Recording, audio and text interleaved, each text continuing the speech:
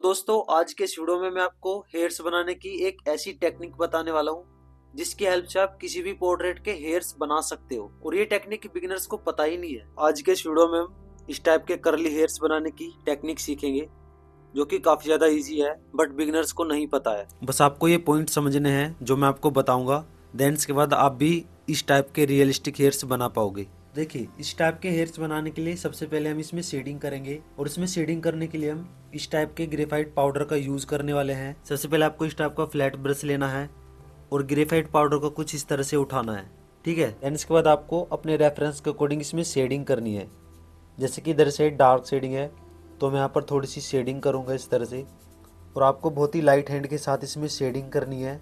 आप चाहो तो छोटे फ्लैट ब्रश का भी यूज कर सकते हो। इसी टेक्निक की हेल्प से आपको इसमें इस तरह से एक लेयर कर लेनी है। देन इसके बाद इस टाइप का आपको फ्लैट ब्रश लेना है, छोटा फ्लैट ब्रश, और इस ब्रश की हेल्प से इसमें शेडिंग करनी है। ग्रेफाइट पाउडर उठाना है और इस तरह से शेडिंग करते जाना है। और जितना ज़्यादा अच्छे से आप इस शेडिंग को करोगे इस तरह से, उतना ही रियलिस्टिक आपके आर्टवर्क के हेयर्स बन पाएंगे। अब देखिए, जहाँ पर मेरे रेफरेंस में डार्क शेडिंग है वहाँ पर मैं डार्क शेडिंग कर रहा हूँ, और जहाँ पर लाइट शेडिंग है वहाँ पर मैं लाइट शेडिंग कर रहा हूँ। और आप इसमें इस तरह से जिगजैग करके भी शेडिंग कर सकते हो, तब भी इसमें जो कर्ली वाला हेयर्स होता है ना, उनका इफेक्ट आएगा। अब देखिए, अगर आपने इस तरह से इसमें शेडिंग कर ली है ना, तो आपने एक जंग जीत ली है जो कि काफी ज्यादा मुश्किल होती है, ठीक है। क्योंकि इस तरह से शेडिंग करना काफी ज्यादा मुश्किल है, और अगर आपने शेडिंग इस तरह से कर ली है काफी अच्छी बात है, क्योंकि इसके बाद जो हम वर्क करने वाले हैं ना वो काफी ज्यादा इजी हो जाएगा। सबसे मुश्किल वर्क यही था जिसे मैं बोल रहा कि आपने जंग जीत ली है, ठीक है। अब बताता हूँ कैसे इजी हो जाएगा। बस इन्हें बनाने के लिए आपके पास क्या होना चाहिए, अब मैं आपको बताता हूँ। सबसे पहले तो आपको इस टाइप की नीडेड इरेजर लेनी है, और इसकी हेल्प से जहाँ पर भी हाईलाइट्स है ना वहाँ पर इस तरह से मोटी मोटी हाईलाइट्स करना है।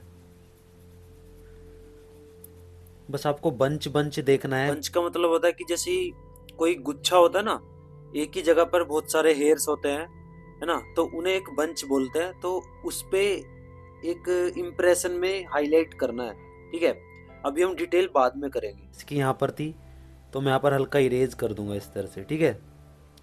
अब देखना, इस तरह से इरेज करने के बाद हल्की यहाँ पर हाईलाइट्स है तो हल्का इरेज मैं यहाँ से करूँगा कुछ इस तरह से, ठीक है। अब इसी टेक्निक की हेल्प से ओवरऑल हेयर्स में मैं थोड़ी थोड़ी हाईलाइट्स कर लूँगा।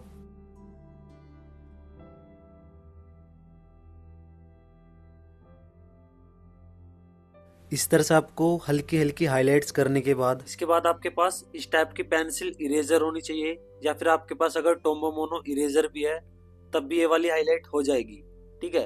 अब मैं बताता हूँ कैसे करनी है। अब इस चीज़ को ध्यान से समझना। जैसे कि मुझे यहाँ पर ये हेयर्स बनाने हैं तो उसमें आपको ऑब्जर्व करना कि हेयर्स किस तरह के हैं। तो इसमें इस तरह से जिग जैग तरीके से इसमें हेयर्स हैं, हल्का करली तरीके से इसमें इस तरह से हेयर्स हैं। तो आपको अपने हैंड को इस तरह से चलाना है, ठीक है। बचपन में आपने बहुत किया होगा, और जो कॉफ़ी किताब होती है पेंसिल आपने इसी तरह से ख़राब करी होंगी, तो आपको वही इसमें रिपीट करना है। बट दोस्तों, यहाँ पर हमें आर्ट वर्क ख़राब नहीं करना है, हमें इसे अच्छी तरीके से बनाना है। बस वही टेक्निक यूज करनी है जो मैं आपको बता रहा हूँ। मैंने इस पार्ट में किया है तो सेम इस तरह का इसमें इफेक्ट आ रहा है। अब इसी तरह से मैं ओवरऑल हेयर्स को बना लूँगा।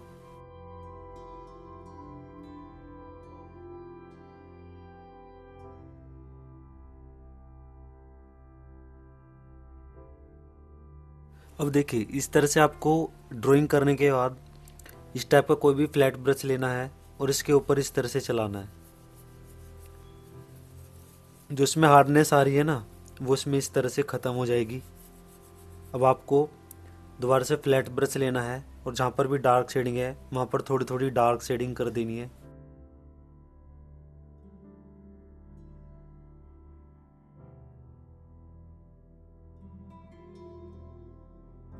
इस तरह से शेडिंग करने के बाद अब दोबारा से आपको यही वाली इरेजर लेनी है। देन इसके बाद आपको धीरे धीरे इसमें करली हेयर्स इस तरह से ड्रॉ करने हैं, और ये वाली लेयर आपको काफ़ी ध्यान से करनी है क्योंकि अब हम हेयर्स को फाइनल बनाने वाले हैं।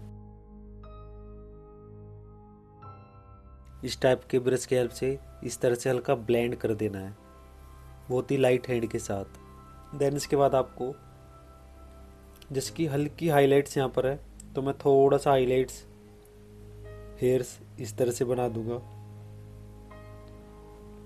और जिसकी यहाँ पर हाइलाइट्स है तो मैं यहाँ पर थोड़ा ज़्यादा हाइलाइट्स करूँगा, मतलब कि जहाँ पर हाइलाइट्स है वहाँ पर अच्छे से हाइलाइट्स दिखनी चाहिए। इस तरह से हाइलाइट्स करने के बाद अब आपको इस टाइप की इलेक्ट्रिक इरेजर लेनी है, और जहाँ पर सबसे ज़्यादा हाइलाइट्स है ना वहाँ पर आपको एक एक करके इस तरह से हेयर्स बनाने हैं, देखिए काफ़ी अच्छे से इसमें हाइलाइट्स हो जाएगी।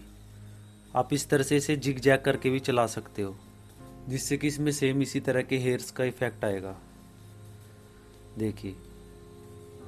और जो मैं आपको बता रहा था ना कि आपको जेल पेन का यूज़ नहीं करना है, तो मैं इसीलिए बोल रहा था कि आपको उस जेल पेन की जगह पर इस टाइप की इलेक्ट्रिक इरेजर का यूज़ करना है, जिससे कि आप नेचुरल तरीके से अच्छे से हाइलाइट्स कर पाओ। तो इस तरह से आपको हाइलाइट्स करना है। अब इसी तरह से मैं ओवरऑल हेयर्स में इलेक्ट्रिक इरेजर की हेल्प से हाइलाइट्स कर लूँगा। अब इसे और ज़्यादा रियलिस्टिक बनाने के लिए हमें इस टाइप की कोई भी लेड पेंसिल लेनी है।